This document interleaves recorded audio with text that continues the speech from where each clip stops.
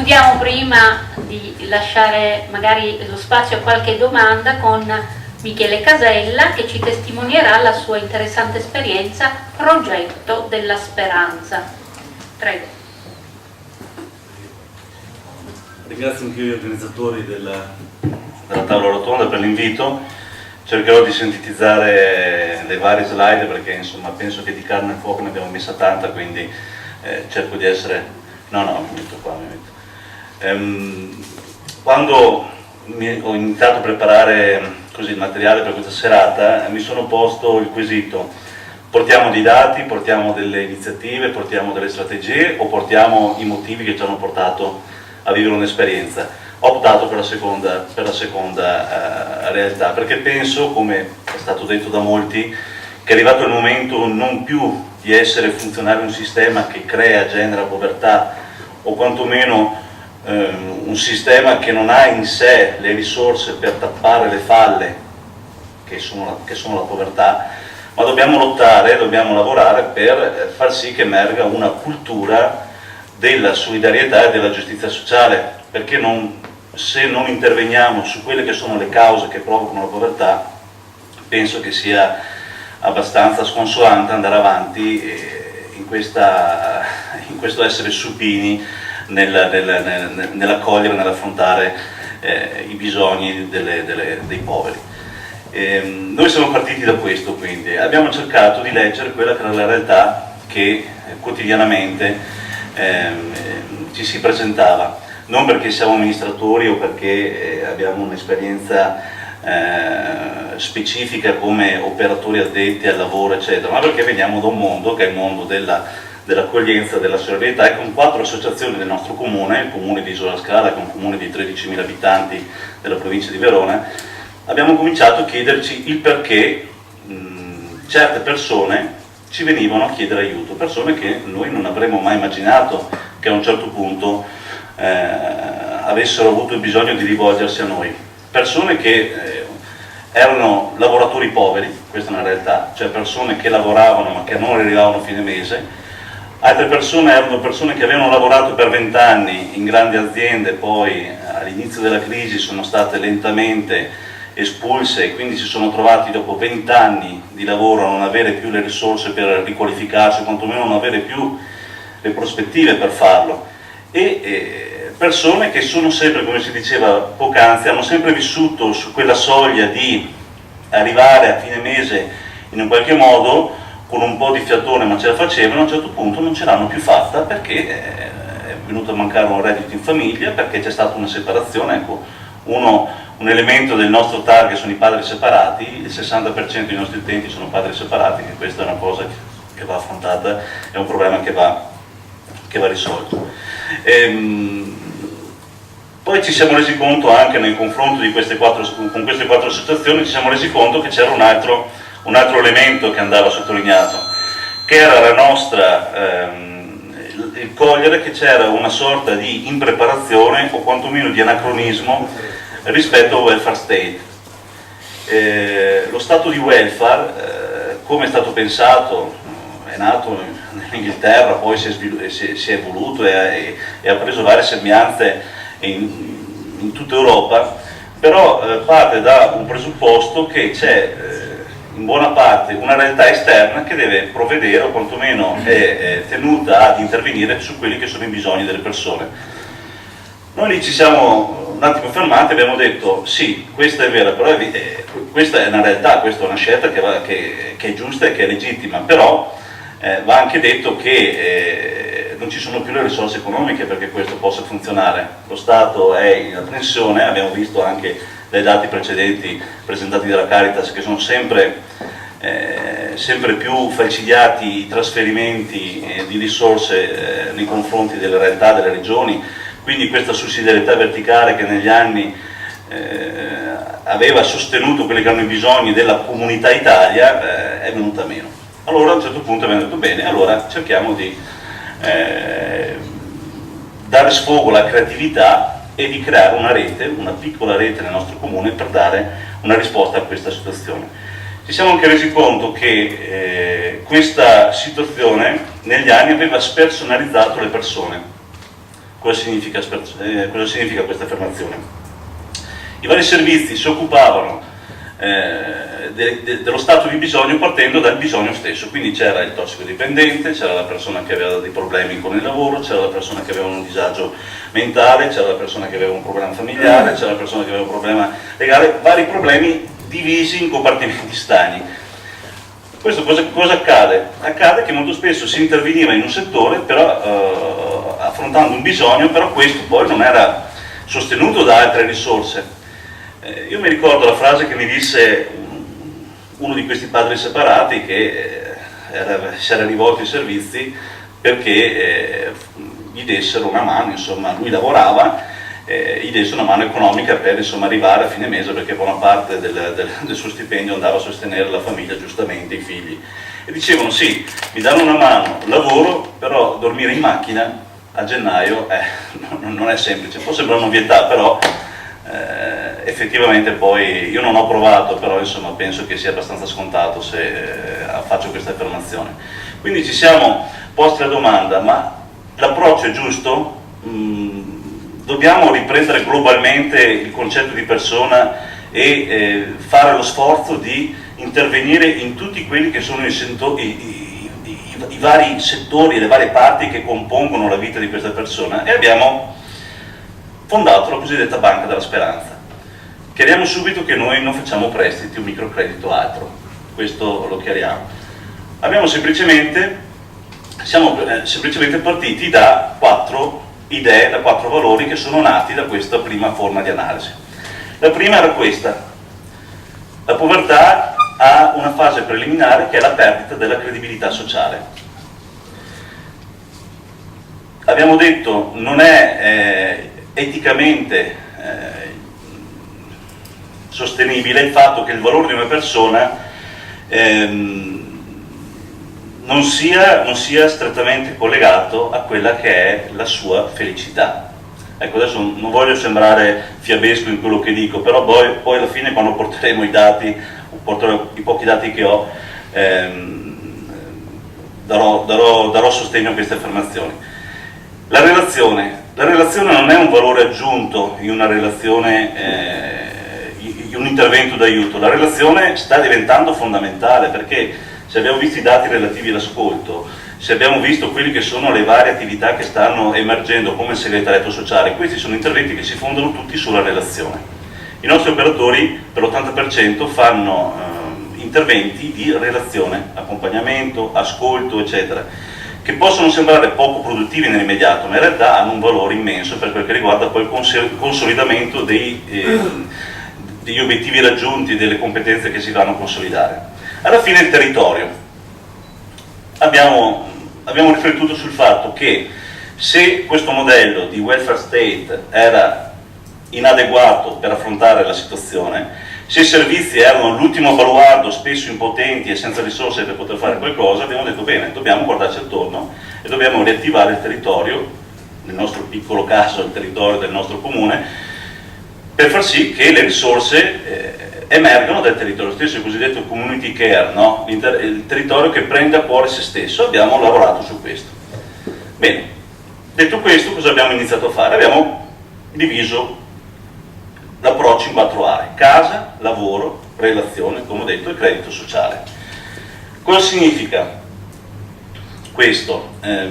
Significa che nel momento in cui una persona si rivolgeva ai servizi sociali, ai servizi sociali davamo la possibilità di indirizzare questa persona in un altro tipo di percorso.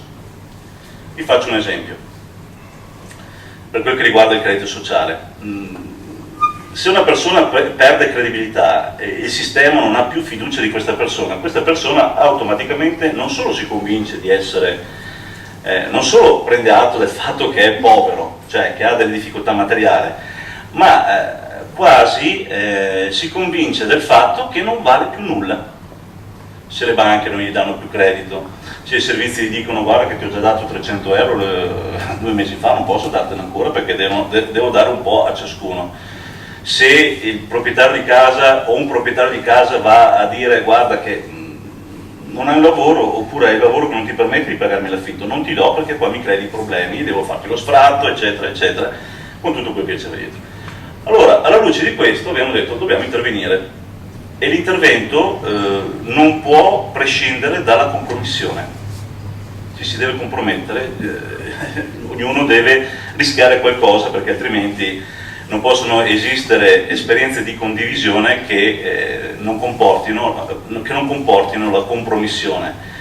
Il Samaritano, se vogliamo rimanere nell'ambito evangelico, non solo ha dato assistenza, ma si è compromesso perché ha rischiato di suo, ha lasciato del denaro all'oste, ha fatto tutta una serie di passaggi che erano emblematici di una sua volontà di mantenere un contatto, una relazione con questa persona. Bene, detto questo, partiamo con dei casi specifici per spiegare come funziona questo progetto dell'Avanti Speranza. Parlavo prima della casa. Una delle persone che si sono rivolte al progetto sono andati ai servizi sociali, l'assistente sociale del comune ha detto bene, questa è una persona che ha delle risorse, ha una fertilità per cui può accedere al progetto Banca della Speranza, lo inviamo agli educatori e facciamo un primo colloquio.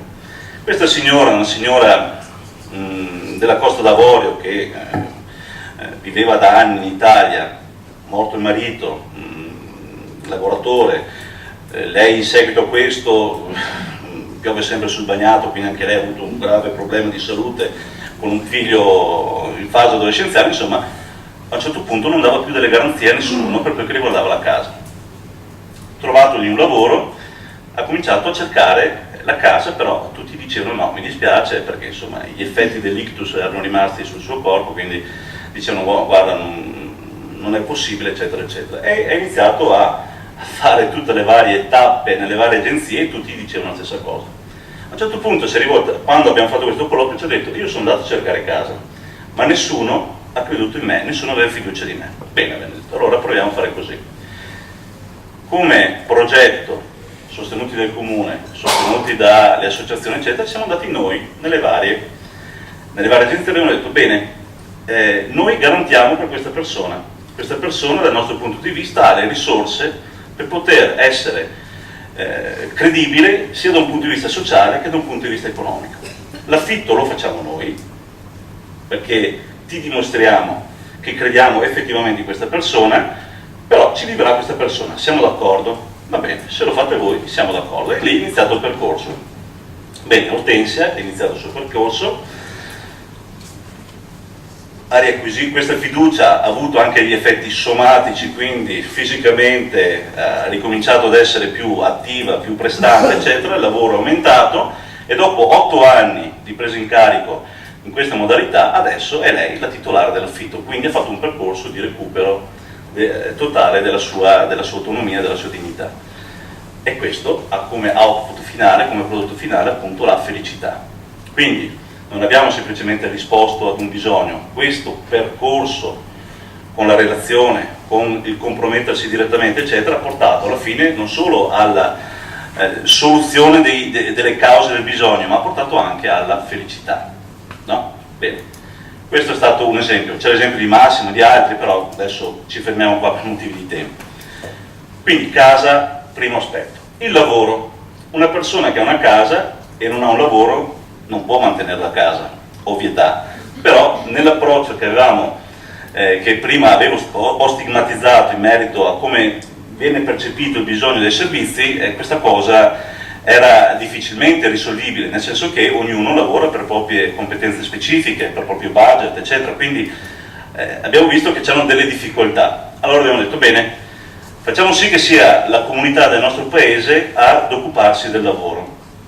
Cosa abbiamo fatto? Abbiamo attraverso dei volontari, dei preziosissimi pensionati ex sindacalisti che hanno dato la loro competenza, la loro esperienza, abbiamo aperto uno sportello lavoro. Tutte le varie persone che hanno perso il lavoro negli anni si sono rivolte a questo sportello e abbiamo chiesto alle aziende del territorio di finanziare i corsi di riqualificazione di queste persone.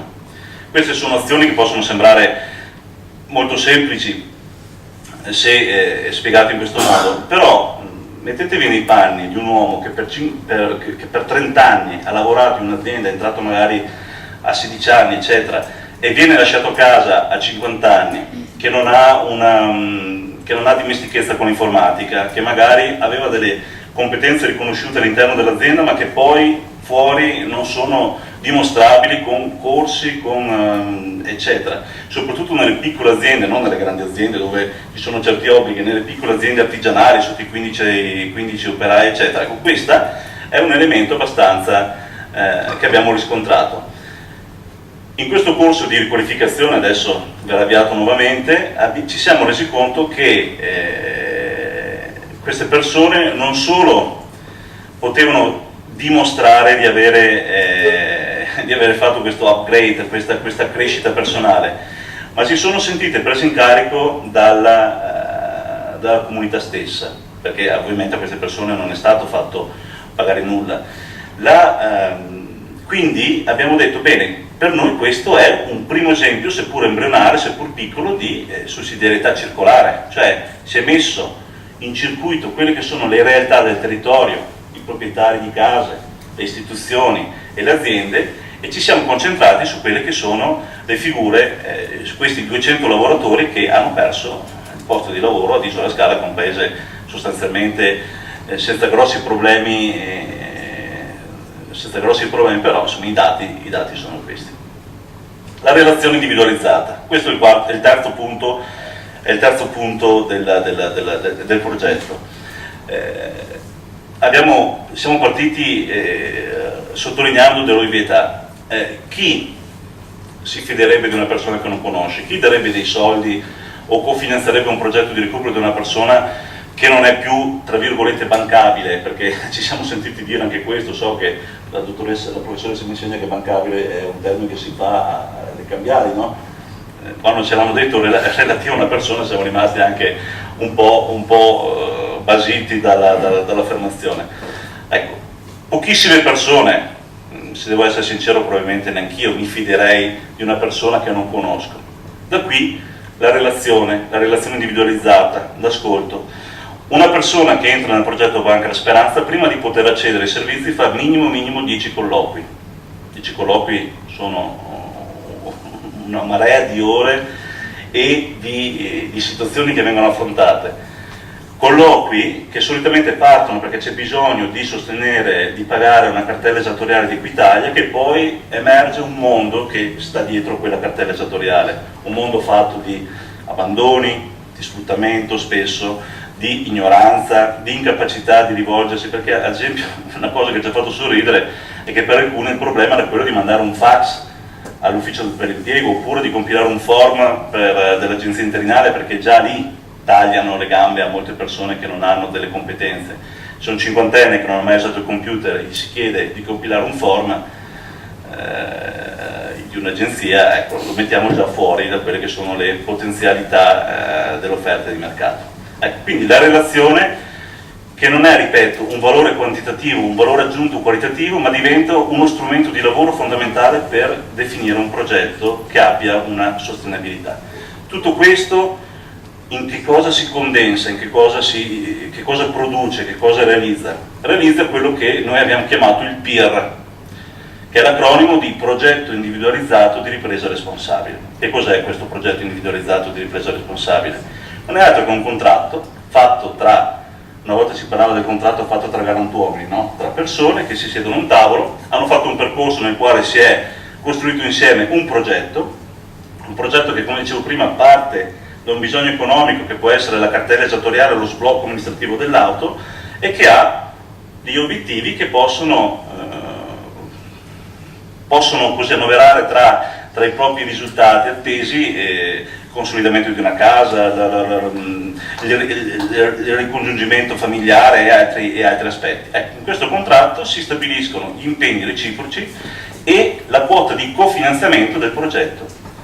Cioè, molto spesso anche la cultura dell'assistenza ha fatto sì che molte persone non valorizzassero l'occasione che gli veniva data. Non voglio parlare in generale, però insomma per chi è amministratore sa che pagare una bolletta è importante, però il mese dopo il problema si ripresenta. Il fare un percorso nel quale si dice, bene, cerchiamo di trovarti un lavoro, sosteniamoti nella casa, garantiamo per te, ti paghiamo adesso la bolletta, però tu ci restituirai anche a 10 euro al mese questo cofinanziamento che noi ti facciamo, questo dà un valore, dà un'ulteriore step a questo cammino nei confronti della realizzazione personale, della dignità, della felicità. Questo è il progetto di ripresa individualizzato di ripresa responsabile, un contratto tra persone con degli obiettivi, con il progetto che ci mette una quota economica di compartecipazione, l'altra quota ce la mette la persona che chiede di entrare nel progetto e che inizia il percorso con noi. Dopo 4 anni, quali sono gli elementi guida di questo progetto? Quali sono i frutti che possiamo condividere e che mi sento così di portare a questo tavolo? Ma innanzitutto il concetto di credito sociale. Una persona non può essere valutata per la sua credibilità economica soltanto. Una persona deve essere valutata, deve essere valorizzata per la sua credibilità sociale, per l'impegno che prende anche personalmente, pur non avendo più risorse o pur non avendo più credibilità con l'istituto bancario o con altre realtà. Le finanziarie sono, non voglio offendere nessuno, ma probabilmente sono le protagoniste di questa situazione che si sta vivendo, perché hanno prestato soldi a persone in modo scellerato e adesso se ne stanno pagando le conseguenze. Quindi dal credito sociale nasce un sistema fiduciario, la gratuità. Noi abbiamo dovuto lottare con la Regione Veneto, con altre realtà, perché non si concepiva il fatto che ci fosse un cofinanziamento economico, cioè o fai un prestito o non lo fai. Noi abbiamo voluto ribadire questo perché, come dicevo all'inizio di questa breve relazione, ci teniamo che si faccia cultura, che da questa esperienza nasca una cultura, e noi volevamo e lo vogliamo tutt'oggi valorizzare quella che è la cultura della gratuità, del fatto che anche il denaro possa essere uno strumento funzionale all'acquisizione, al recupero della felicità della persona, senza che ci sia per forza un tasso di interesse, eccetera. Ce l'abbiamo fatta con la forma del cofinanziamento libero, eccetera, eccetera, eccetera, però insomma non è stato semplice. Agio e disagio, spesso le due cose vengono confuse. Se attraverso una relazione si viene a conoscere una persona e si coglie che in questa persona c'è la possibilità di riattivare un percorso di agio, non può essere trattata come una persona invece che ha un disagio conclamato, altrimenti non si fa altro che dargli una connotazione già che lo segnerà, insomma. Quindi questa capacità, questo aver diviso anche fisicamente i due percorsi, i servizi sociali prendono in carico, dopodiché mandano altrove, in un altro posto, l'inizio di un percorso, eccetera. Quindi nelle persone si è anche creato la consapevolezza che stavano facendo un'esperienza diversa. Il concetto di rete, parlavo prima di questo laboratorio della sussidiarietà circolare. Sì, effettivamente è un'esperienza, come dicevo prima, semplicemente abbozzata, però se si riesce a far rete non solo tra realtà dello specifico settore come le 4 associazioni che hanno fondato la Banca della Speranza, ma tra no profit, comunità civile, istituzioni, donatori, perché il fondo per il progetto individualizzato di ripresa responsabile è sostenuto da persone semplici che hanno fatto anche una donazione, una regolazione liberale, le aziende, i sindacati, eccetera, riusciamo a gettare le basi di quello che è un sistema virtuoso in cui al centro di questo circuito ci sta la persona. Altrimenti il rischio è quello di far diventare la persona funzionale dei servizi, e il rischio, lo dico qui consapevole del rischio che mi assumo, che le risorse che mettiamo in campo per aiutare il prossimo vanno per la maggior parte a sostenere il sistema e rimane una piccola parte per poter aiutare le persone. Questa circolarità, questo far nascere le potenzialità, o quantomeno far emergere le potenzialità di una comunità, sono fondamentali per poter cambiare rotta. Quindi sussidiarietà circolare, la cultura delle possibilità, non dei problemi. A volte mi arrabbio con la mia assistente sociale, perché poi dopo 4 anni che abbiamo iniziato questo percorso ho avuto anche l'onore di essere eletto nell'amministrazione, quindi di poter gestire la cosa sia dalla parte del mondo del no profit, ma anche dalla parte dell'amministratore. Quando la mia assistente sociale parla ecco, questo problema, a volte benevolmente la richiamo, perché dico: guarda, cerchiamo di non fissarci su questo problema, diamo una prospettiva diversa, partiamo dalla persona e partiamo da quelle che sono le sue potenzialità. Il riconoscimento delle risorse. Se una comunità riuscisse definitivamente a cogliere quelle che sono le risorse nella stessa comunità, aumenterebbero in modo esponenziale le possibilità di recupero e di felicità di quelli che sono i componenti stessi della comunità. Faccio un esempio per concludere. Avevamo il problema della liquidità, perché ovviamente i problemi che si sono rivolti, le persone che si sono rivolte e i problemi che si sono presentati nel sostenere economicamente sono stati grandissimi. Quando la notizia si è sparsa e abbiamo cominciato a fare un po' di pubblicità, la cosa che mi ha più rallegrato e confermato nell'andare avanti questa strada è stato proprio, come dicevo prima, dei semplici cittadini che hanno detto: io non ho tempo per fare segretariato sociale, per fare accompagnamenti eccetera, però metto a disposizione quello che ho, sono i 10 euro, i 20 euro eccetera. Alcune piedonne hanno pungolato la San Vincenzo della nostra parrocchia finché non hanno ceduto ad aderire anche loro al progetto, quindi sono arrivate le risorse. Ecco, la consapevolezza che siamo parte tutti di una comunità che è il nostro comune, il nostro territorio, e che ha bisogno di tutte le risorse possibili, umane ed economiche, per poter realizzare i progetti. Concludo con alcuni numeri. Sono stati prestati, o meglio, sono stati utilizzati per il cofinanziamento di questo progetto individualizzato di ripresa responsabile circa 13.000 euro nel 2012.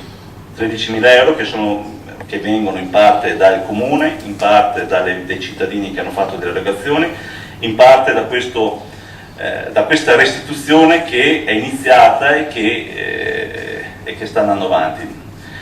Sono stati prestati circa 16.000 euro dal 2011 al 2012, quindi il 2011 è stato l'anno sperimentale, poi siamo esplosi come attività.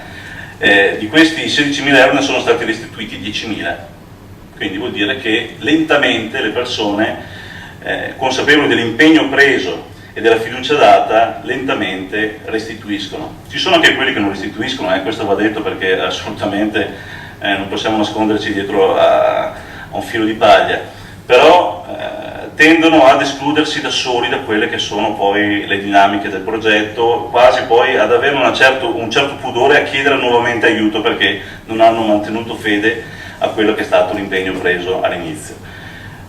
Nel 2012 sono stati 39 i nuclei familiari che sono stati seguiti dal progetto nei 9 appartamenti messi a disposizione da privati, dall'Istituto Sostentamento Clero e dal comune all'interno del nostro territorio, 60 adulti e 42 bambini.